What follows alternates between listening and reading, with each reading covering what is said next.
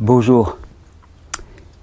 Je sais qu'il y en a pas mal parmi vous, c'est un problème un petit peu récurrent, ou alors vous avez des proches, des amis qui vous ont parlé de le problème de sommeil, des difficultés à l'endormissement, voire d'insomnie chronique. Alors ça se traduit par impossibilité à s'endormir, on reste pendant des heures à cogiter, ou on se réveille en pleine nuit, impossible de se rendormir, ou on se réveille très très tôt au petit matin. Et on a beau faire, on ne s'en sort pas. Alors cette personne, c'est peut-être vous, c'est peut-être un proche. On va garder un petit peu le format qu'on avait utilisé là précédemment, que j'aime bien finalement. Ok, on rencontre un ami dans la rue, une amie, un ami, jeune, vieux, peu importe l'âge. Parce qu'en fait, ces mots, ces troubles-là divers que l'on décrit dans ces vidéos, ils sont valables quels que soient les âges. Donc de 10 à 90 ans, c'est valable. Et cette personne, elle a des problèmes d'insomnie. Et on s'assoit avec elle et on a quelques minutes pour lui faire passer le message, pour lui faire comprendre quelle est la cause profonde, la base même des problèmes d'insomnie. Plouf plouf, on est parti. On se rencontre dans la rue, salut, comment ça va et tout. Tu parles, en ce moment c'est pas possible, j'arrive pas à dormir, j'arrive pas à m'endormir, ou je me réveille dans la nuit. J'ai beau faire, et qu'est-ce que tu fais? J'ai pris des cachets, là, des gélules pour dormir, puis franchement, ça va pas. Non, attends, ça peut pas aller, ça va pas marcher. Écoute, t'as 2 minutes là, on s'assoit? Ok, écoute, je vais essayer de t'expliquer quelques trucs que j'ai compris, comment fonctionne le corps humain, je pense que ça pourrait t'aider vraiment. Alors je vais te dire, quand on parle d'endormissement, souvent, on parle toujours bien de forcer le corps à s'endormir. On prend quoi pour ça? On prend des somnifères. Les somnifères seraient des composés chimiques qui sont là pour endormir le corps. Alors, on va d'abord passer sur les causes communes. Dis-moi, le soir avant d'aller te coucher, ça se passe comment? Tu es devant un écran? Ouais, non, ça, t'as arrêté. Ouais, non, parce que tu sais très bien que si tu es devant un écran, si tu es soumis à beaucoup de lumière, beaucoup de stress sonore, que tu es dans des conversations qui sont très excitantes, tu vas avoir plus de difficultés à t'endormir. Et tu sais pourquoi? Surtout par rapport à la lumière? Ouais, tu as déjà entendu parler de la glande pinéale. C'est une petite glande là qui se situe ici derrière la tête, à l'arrière de la partie cérébrale, et qui sécrète une hormone qui s'appelle la mélatonine. Ça va te dire quelque chose? Ouais, mélatonine, tu en as peut-être déjà pris pour essayer de dormir. Ouais, voilà. Et cette hormone, la mélatonine, elle est produite par la glande pinéale en fonction de l'intensité lumineuse. Et si tu baisses pas l'intensité lumineuse, parce que normalement, on va dire, dans un contexte naturel, et de la lumière, tu n'en aurais pas. Quand tu vas bivouaquer dehors, ça se passe comment? Le soir, tu es crevé plus rapidement. Normal. Tu as juste le feu de camp, au besoin une petite bougie, au besoin une petite loupiote frontale, c'est tout. Et puis finalement, quand la lumière baisse, ta glande pinéale, elle produit normalement de la mélatonine. Et oui, tout notre éclairage artificiel que nous avons dans nos maisons, dans nos rues, perturbe la production normale de mélatonine et va à l'encontre d'un endormissement de qualité. Les écrans aussi perturbent énormément la production de mélatonine. Donc, tu l'as remarqué, ne va pas particulièrement regarder un film juste avant de t'endormir si tu as des difficultés à l'endormissement. Particulièrement si tu vas voir un film avec Bruce Willis qui pousse des cris dans tous les sens, c'est clair que l'endormissement va être plus compliqué. Donc ça, tu l'avais compris, éviter les stimulants. Au contraire, favoriser ce qui va être relaxant. Un petit bain chaud avec du bicarbonate de soude par exemple, et ça on va voir l'intérêt tout à l'heure. Qu'est-ce qu'il y a? Tu peux demander à ta compagne ou à ton mari, plouf plouf selon le sexe, que tout le monde s'y retrouve, de te faire un petit massage du dos, là, un truc. Ah non mais je sais bien qu'elle skill ou qu'elle sait pas masser, mais ça n'a aucune importance. L'important c'est juste, voilà, un truc empathique, juste passer les mains. Si elle met un peu d'huile essentielle de basilic ou s'il met un peu d'huile essentielle de basilic, c'est encore mieux. Voilà, là tu vas déjà favoriser les bonnes conditions. Il y a un truc. Tu as déjà pensé aussi ton dernier repas du soir? Non, parce que je vais te dire simplement, si tu es en train de digérer, si tu es en pleine digestion, ton système il va carburer à l'extrême et franchement, c'est pas les meilleures conditions pour s'endormir. Donc t'endormir avec le bide plein de nourriture grasse, ça ne va pas marcher. Donc là, soyons clairs, ça ne va pas marcher. Donc ça, c'est les grosses choses à éviter. Repas plutôt léger le soir et pas de stimulation. Peu de stimulation, et d'autant plus si tu as des difficultés à t'endormir, et tu ne peux pas mesurer l'impact de ça. Écoute, fais une expérience, tu ne veux pas me croire, fais une expérience. Un soir, tu appuies sur le disjoncteur, avant le coucher du soleil. Hein, et tu fonctionnes juste avec une petite bougie ou deux. Hein, vous faites cette expérience, ça va être rigolo en famille. Tu vois un petit peu ce que ça donne. Tu vas voir le vrai endormissement, tu vas voir la fatigue monter. Parce que là, au moins, tu as toutes les machines, toutes les stimulations qui vont être coupées. Donc ça, c'est une chose. Bon, après, il y a des trucs, je ne sais pas si tu as vérifié quand même, hein, mais si tu as des lignes électriques qui passent à côté de ton lit, ton téléphone portable allumé à côté de toi, tu as une borne Wi-Fi qui est juste dans ton appartement, ça peut compliquer. Ça peut fortement compliquer ton endormissement. Tout ça, couper tous les facteurs perturbants. Ok. Toi, tu l'as fait? Ouais, je m'en doutais. Je sais que tu as déjà bien cherché. Donc là, on était sur les facteurs perturbants extérieurs. Alors maintenant, ouais, je sais, hein. Tu as l'impression que tu as tout bien fait, tu comprends pas, tu dors toujours pas. Maintenant, je vais te parler de ce qui est certainement la cause des causes de la difficulté d'endormissement. On a parlé de tous les facteurs perturbants extérieurs. Ils sont importants, c'est vrai. Mais il y en a de bien plus importants et ils sont intérieurs. C'est les facteurs perturbants intérieurs à ton corps. De quoi je te parle? Je vais te parler d'un mot que tu as peut-être déjà entendu, inflammation. Quand un corps est en inflammation, l'inflammation est une réaction spontanée du corps. Hein. C'est une réaction de défense qui se traduit par une dilatation des tissus, par une accélération du métabolisme, de manière à ce que les éléments nettoyants et réparateurs, qui sont les globules blancs et tous les globules rouges, tous les éléments, les nutriments qui se trouvent dans le sang, puissent affluer dans certaines zones pour réaliser des nettoyages et des réparations.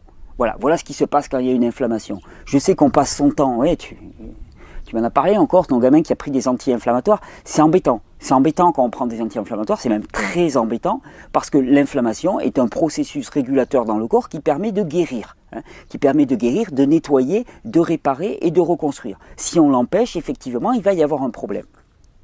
Alors moi, j'ai envie de te dire quelque chose. Pour moi, il y a deux mots, on confond deux choses. Il y a inflammation et enflammation. Enflammation, c'est la résultante des produits enflammants sur ton corps. Inflammation, c'est la réaction de ton corps à cette agression. Tu me suis là? Qu'est-ce qui pourrait être enflammant pour ton corps? Je t'expliquais, tu as la plein toute la journée. Alimentation. Alimentation, tu as vu, tu te souviens de notre dernière conversation sur le banc, hein, il y a des produits qui sont acidifiants, il y a des produits qui sont alcalinisants. Tous les produits acidifiants vont créer une inflammation dans le corps et qui va générer une réaction d'inflammation pour se défendre contre cette situation, venir nettoyer, venir reconstruire. Qu'est-ce qui va être? Eh bien, le stress. Le stress est extrêmement acidifiant et va créer une réaction d'inflammation dans ton corps. Une chose très importante à laquelle on ne pense pas et à laquelle on pense beaucoup trop peu, c'est que à force de consommer des produits qui sont complètement inadéquats, inadéquat, ça veut dire quoi? Ça veut dire principalement des cols. Toutes les cols à tapisserie que tu manges, ouais, je sais, t'aimes pas que je te dise ça, mais les céréales particulièrement raffinées, le riz qui colle dans tous les sens, les pâtes qui collent dans tous les sens, si on met pas beaucoup d'huile pour pas qu'elles se collent, avec l'amidon et ainsi de suite, tout ça, ça vient se coller le long de tes intestins. Ça vient de se coller le long de tes intestins. Ça commence aussi à coller tous les produits, tous les morceaux de viande que tu manges, tous les produits animaux que tu manges. Tout ça, ça vient se coller, les produits laitiers, tout ça, ça vient se coller sur la paroi de l'intestin. Ça fermente, ça putréfie. Et je te signale que tes intestins, ils sont censés être la séparation qui va permettre de passer dans le sang, donc de faire une sorte de filtre pour séparer le mauvais du bon, d'accord? Si ça commence à putréfier et à produire des produits, des déchets au niveau directement de la muqueuse intestinale, qu'est-ce qui va passer dans le sang en permanence? Qu'est-ce qui va passer dans le corps? Eh bien des déchets, des produits. Le corps doit se défendre contre cela en permanence.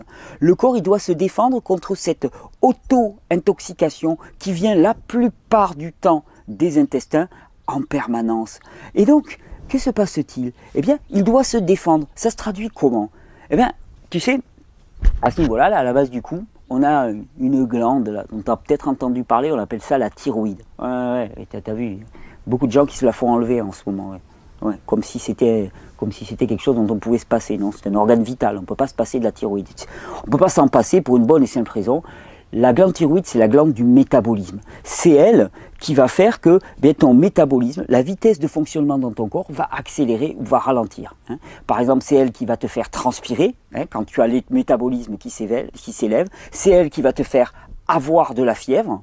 non pas parce que c'est quelque chose qui te tombe sur le coin du nez, mais parce que c'est quelque chose qui est bon pour le corps à ce moment-là, pour permettre un nettoyage adéquat, hein, c'est elle qui va élever ou ralentir le métabolisme. Tu sais à quoi correspond l'endormissement? Tu sais qu'est-ce qui se passe quand tu t'endors? Eh bien, ta glande thyroïde, elle descend en activité. En fait, l'endormissement, c'est comme une hypothyroïdie ponctuelle. C'est-à-dire qu'au cours de ta journée, tu as des moments d'hyperactivité thyroïdienne, quand le métabolisme envoie, et puis tu as des moments d'hypoactivité thyroïdienne. D'ailleurs, c'est la glande du métabolisme, elle gère aussi bien la température globale du corps, et tu auras remarqué, c'est quand tu dors que ta température est la plus basse. Hein. C'est la température basale du corps, la température minimale du corps est atteinte pendant que tu dors. Alors imagine une situation. Tu commences à voir où je veux en venir? Imagine une situation. Tu as tes intestins qui sont pleins de produits toxiques, pour ne pas dire de déchets, de choses en putréfaction, nauséabonds, qui fermentent, qui putréfient et qui en permanence produisent bien des déchets toxiques qui vont venir passer à l'intérieur de ton organisme. D'accord? Mais que va-t-il se passer? L'urgence, c'est d'empêcher les réactions d'agression par ces produits-là et donc d'élever le métabolisme en permanence de manière à répondre à cette agression permanente. C'est-à-dire que tu as beau ne rien faire, tu as beau être assis, couché, tu as beau être allongé, en train de te balader avec tes gamins, en permanence, tu as beau ne rien manger, tu as des produits toxiques qui passent depuis tes intestins dans ton milieu intérieur. Tu es en train de t'auto-intoxiquer en permanence. Tu es en train de t'auto-intoxiquer. Et donc, que fait ta glande thyroïde? Eh bien, elle ne se met pas au repos. Elle ne peut pas se mettre au repos. Il faut lutter contre ça. Il faut lutter contre cette intoxication. La glande thyroïde ne se met pas au repos. Le métabolisme ne descend pas. Tu auras beau essayer de t'endormir, tu es toujours perché dans l'activité. Ton corps est à fond. À fond, pourquoi? Parce qu'il doit lutter contre cet état de poison qui passe, contre cette quantité de poison qui passe directement depuis tes intestins dans ton milieu intérieur. Même si tu n'as pas mangé, ça passe depuis tes intestins dans ton milieu intérieur. Alors après, on t'a dit, j'imagine qu'on t'a dit, ouais, finalement si tu t'endors pas, c'est parce que tu cogites trop. Hein, ouais, on te l'a dit, hein, tu penses trop. Hein. Mais en fait, la plupart du temps, c'est que c'est faux. C'est complètement faux. C'est parce que tu ne peux pas t'endormir que tu commences à penser. Et surtout, je vais te dire une chose très très importante. L'inflammation, l'acidité qui passe de tes intestins dans ton milieu intérieur, il va venir enflammer tout ton corps, augmenter le fonctionnement de ta glande thyroïde pour lutter contre cette inflammation. Mais ces acides aussi qui passent, ils vont venir enflammer quoi? Ils vont venir enflammer tous tes neurones. Les neurones, ce sont des cellules. D'accord? Les neurones, ce sont des cellules nerveuses. Ils vont venir enflammer tes cellules. Hein, et qu'est-ce qu'il va faire? Ben, ta pensée, elle va être aussi enflammée. Tout ton corps est enflammé. Enflammé. Pourquoi? Parce qu'il y a tous ces acides qui passent en grande partie dus à l'alimentation, aussi liés aux relations, au stress que tu as pu vivre, au rayonnement électromagnétique, mais en grande partie à l'alimentation. Tu ne mesures pas à quel point notre alimentation est complètement inappropriée et nous rend malades en permanence. Si tu ne peux pas t'endormir, c'est que tu es en alerte permanente due à cette toxicité. Qu'est-ce que je ferais moi? Ouais, c'est vrai, hein, le tableau il n'est pas... Qu'est-ce que je ferais? Tu as envie de dormir la nuit prochaine?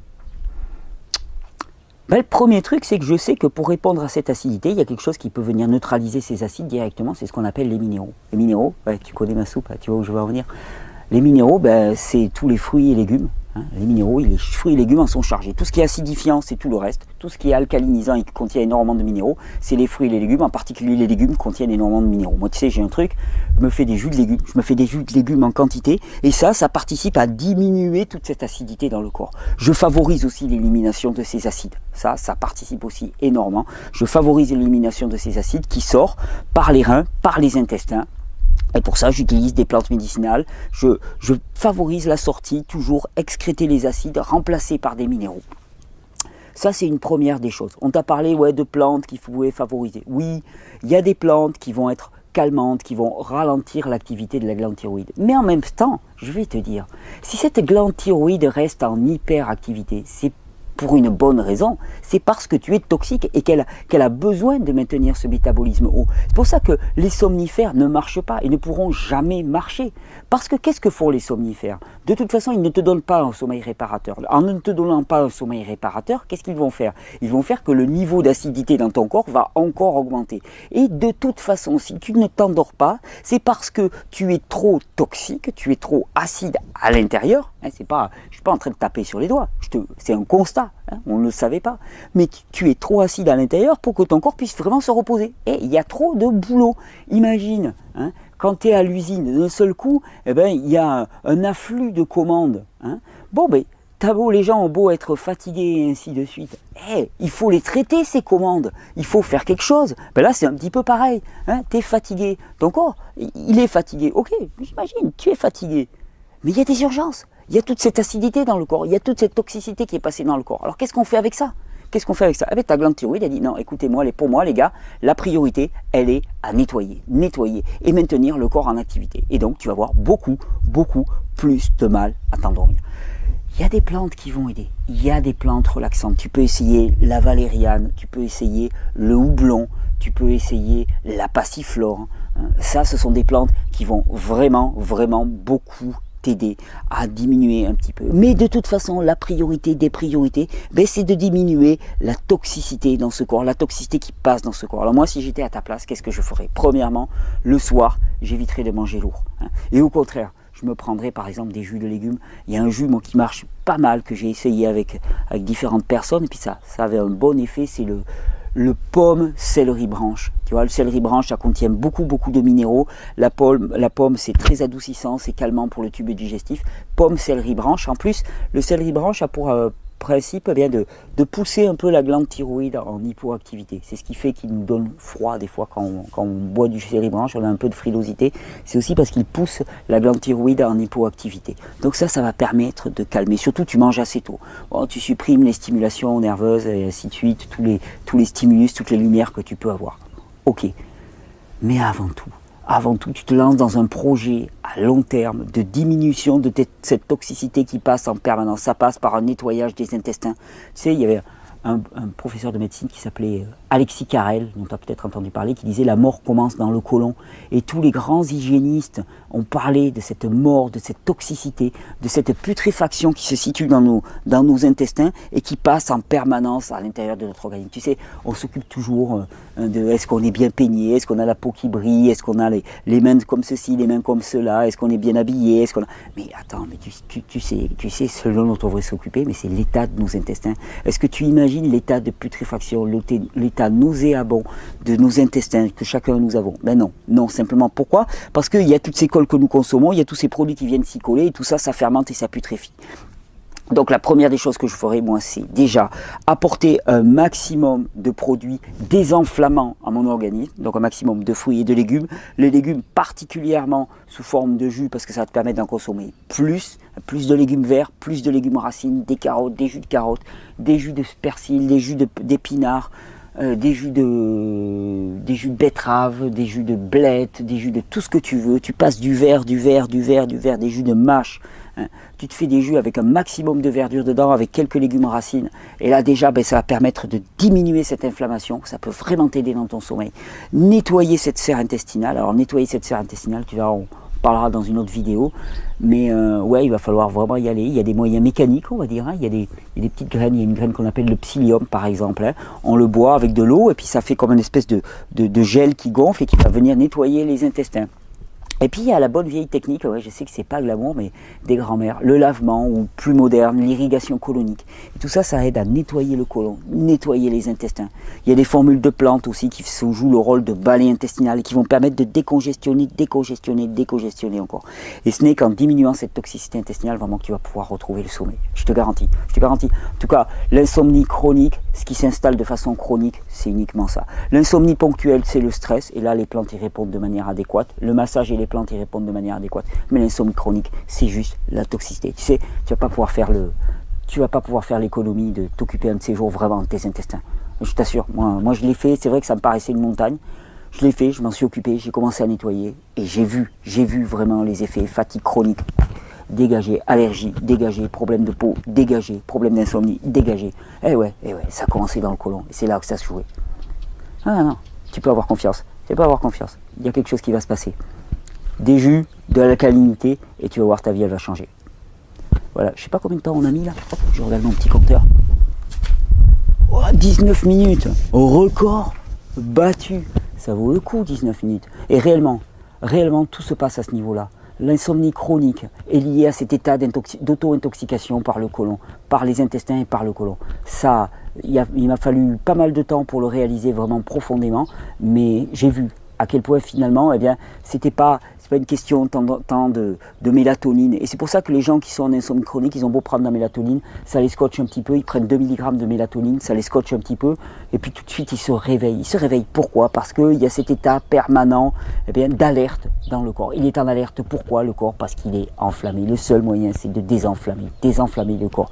Désenflammer le corps en permanence, désenflammer en faisant des choix de vie qui vont dans le sens de l'alcalinisation, de l'apport de minéraux, qui vont dans le sens bien de cette désinflammation du corps, mais surtout commencer à nettoyer, ce qui fait que en permanence on s'auto-intoxique. C'est le seul chemin, et l'avantage c'est qu'il ne va pas simplement jouer sur les problèmes d'insomnie, c'est que c'est au global, tout va en profiter, parce que cet état d'auto-intoxication, il se traduit par des problèmes d'endormissement, il se traduit aussi par tous les autres phénomènes, je vous ai dit, problèmes de peau, problèmes d'haleine, problèmes de nerveux, agressivité, dépression, tout ça, ben ça c'est la résultante de cet état d'acidité. Et là, on a un moyen colossal de jouer sur la cause des causes et d'arrêter d'être victime de notre propre système d'auto-intoxication, de ce système que nous avons tous collectivement bâti ensemble et qu'il s'agit maintenant de changer.